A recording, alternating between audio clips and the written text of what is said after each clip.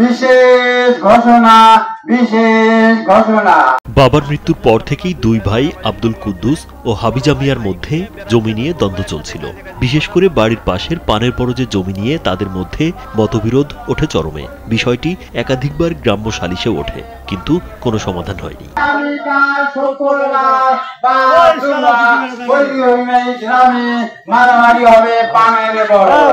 শেষ পর্যন্ত কুদ্দুস মিয়া নিজের ক্ষোভ প্রকাশের এক ব্যতিক্রমী পথ বেছে নেন।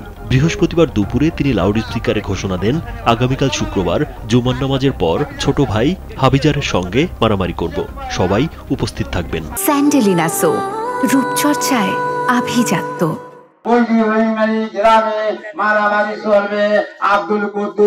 এমন ঘটনার পর সামাজিক যোগাযোগ মাধ্যমে ভিডিও ছড়িয়ে পড়লে এলাকায় ব্যাপক চাঞ্চল্য সৃষ্টি হয়।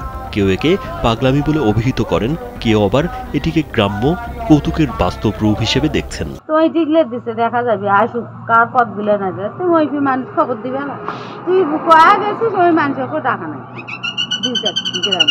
অন্যদিকে হাবিজার মিয়ার অভিযোগ, তার ভাই দীর্ঘদিন ধরে নানাভাবে অপবাদ দিচ্ছে, এখন আবার মাইকিং করে মান সম্মান নষ্ট করছে।